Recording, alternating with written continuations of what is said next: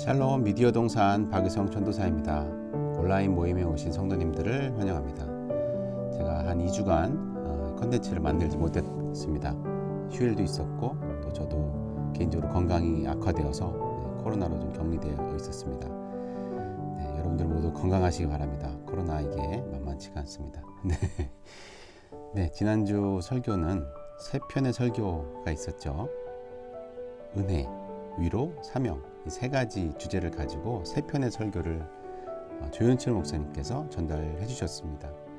지난주 설교를 가지고 오늘도 이 나무 모임이나 개인 신앙생활에 도움받는 그런 자료로 사용하셨으면 좋겠습니다. 지난주 설교는 세 편의 설교답게 세 개의 성경 구절이 있습니다. 그 중에 첫 번째, 먼저 은혜 부분을 보도록 하겠습니다. 열왕기상 17장 1절 먼저 보도록 하겠습니다. 길르앗에 우거하는 자 중에 디셉 사람 엘리야가 아합에게 말하되 내가 섬기는 이스라엘의 하나님 여호와께서 살아계심을 두고 맹세하노니 내 말이 없으면 수년 동안 비도 이슬도 있지 아니하리라 하니라. 아멘. 엘리야는 보통 선지자들은 누구의 자식인지 어디서 왔는지 나타나기도 하지만 그렇게 자세하게 설명되어 있지는 않습니다. 어디선가 제야에서 나타나서 옳은 소리를 던져주고 또 할 사명을 다 마치면 떠나게 되는 게 선지자의 사명이죠. 그 중에 엘리야는 가장 위대한 선지자로 뽑히는 그런 선지자입니다.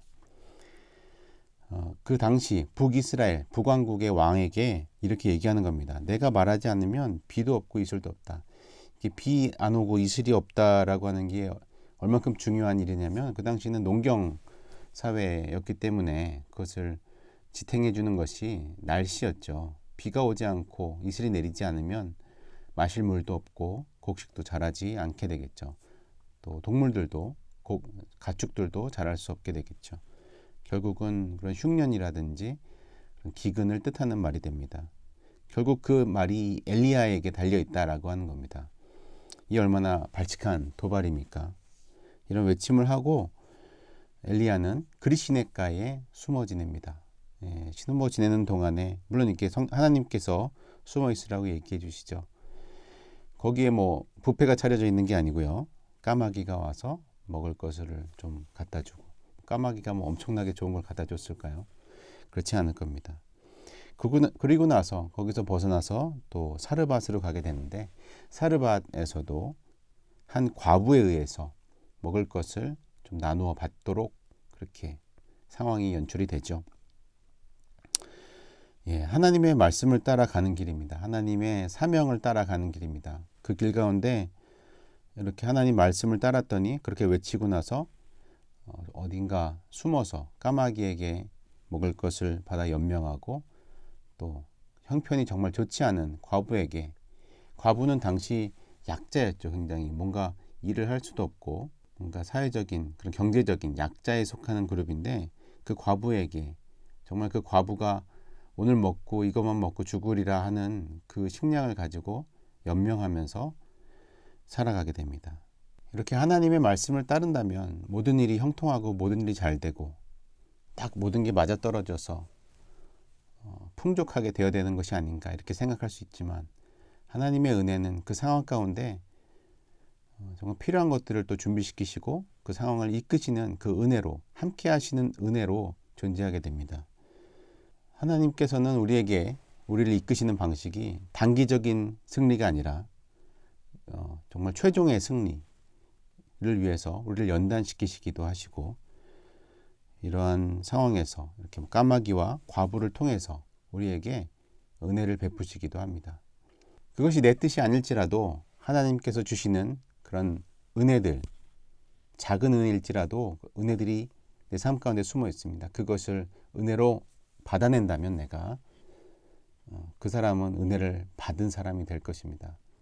여러분도 이 은혜에 함께 하시는 은혜, 동행하시는 은혜, 그렇게 정말 세밀하게 이끄시는 그 은혜를 기억하시면서 또 여러분들 삶에 있었던 그 은혜들을 기억하시면서 한 걸음 한 걸음 나아가셨으면 좋겠습니다.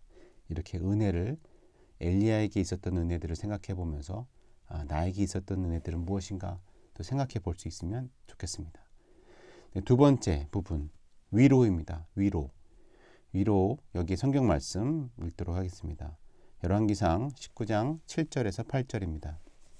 여호와의 천사가 또 다시 와서 어루만지며 이르되 일어나 먹으라. 내가 갈 길을 다 가지 못할까 하노라 하는지라.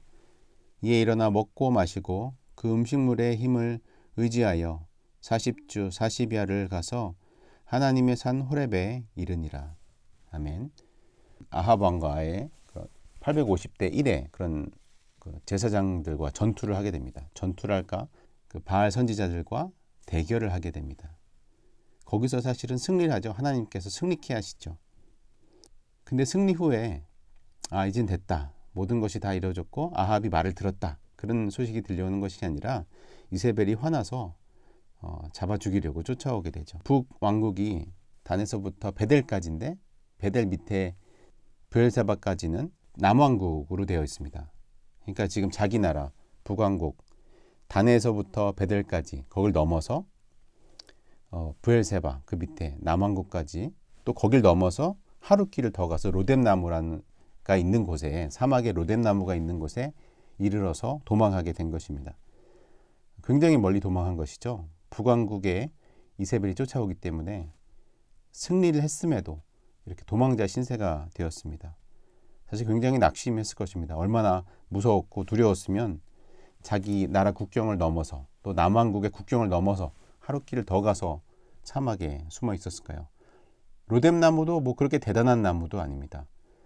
아주 작은 사막에 있는 작은 나무들이고 간신히 그 그늘을 만들 수 있는 정도의 나무일 것입니다. 엘리야에게 하나님께서 이렇게 말씀해 주십니다. 어루만지면서 일어나서 먹어라 라고. 낙심해 있는 가운데 그 호렙까지 가지 못할까 염려가 된다. 그 마지막 사명을 다 감당하지 못할까 염려가 된다라고 말씀하고 있는 것입니다.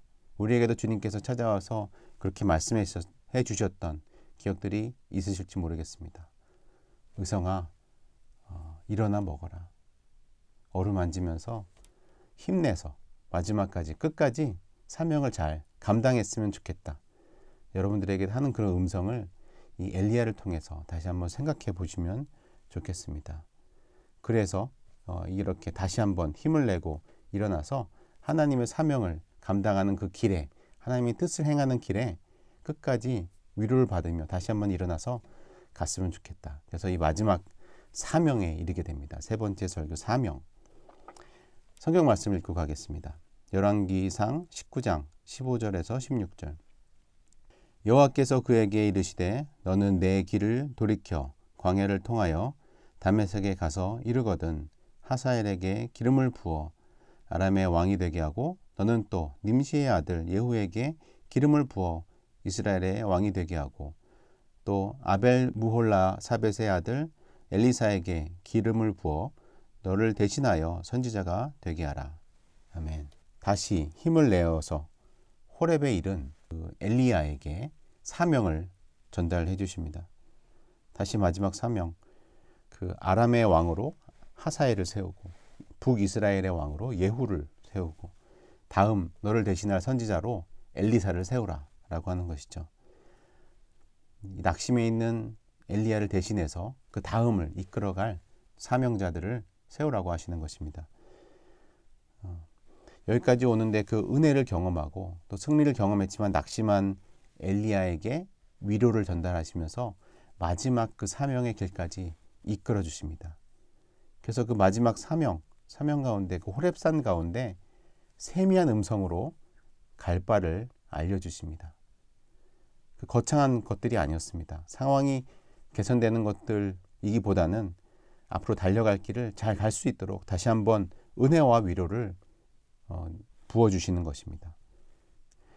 우리가 하나님을 믿고 살아간다고 하는 것이 은혜를 받기 위해서 살아가기도 하죠. 은혜를 받지만 은혜로만 끝나진 않습니다. 하나님께서 은혜 가운데 우리를 사명자로 서게 해주시죠.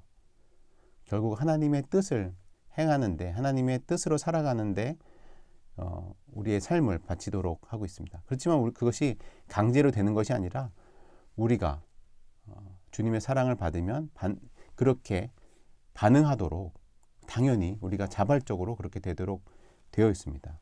그래서 신앙생활을 한다는 것이 단순히 무엇을 받고 풍요를 누린다 이것보다도 내가 사명자의 삶을 살아가게 된다, 이런 목표점을 갖고 있습니다.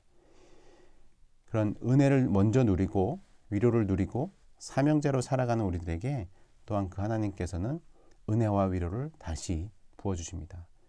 그 길 가운데, 사명으로 가는 그 길 가운데 계속해서 주님께서 동행하시며 은혜를 주시고 위로를 부어주십니다. 그리고 가야 할 바를 세미한 음성으로 하나씩 알려주시지요.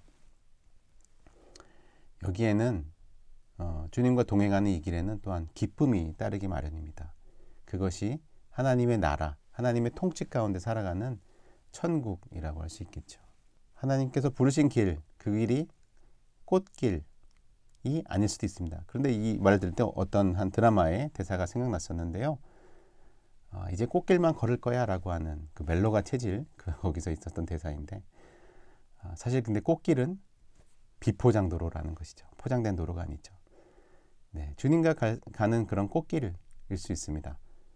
하지만 포장된 도로는 아닐 거예요. 힘들지만 주님과 동행하며 그렇게 천국을 누리며 한 걸음 한 걸음 나아가셨으면 좋겠습니다. 그래서 오늘 말씀 들으시면서 여러분과 함께 하셨던 하나님의 은혜를 한번 떠올려 보십시오. 그리고 하나님께서 그 사명으로 가는 길에 내가 낙심하였을 때에 먹으라 위로해 주셨던 그 말씀을 한번 생각해 보시기 바랍니다. 그래서 마지막으로 우리를 사명으로 이끄셔서 나의 사명이 무엇인가, 그 사명으로 이끄셨던 그 하나님의 은혜가 뜻이 무엇인가 한번 잘 생각해 보시기 바랍니다. 그래서 다시 한번 이 은혜와 위로를 기억하면서 하나님의 사명으로, 힘든 사명이 아니라 기쁨 가운데 있는 사명자로 다시 한번 세워져 나가시기를 주님의 이름으로 축복합니다. 네, 오늘 한 주간도 또 잘 주말 예배 잘 들으시고 다음 주에 또 뵙도록 하겠습니다. 감사합니다.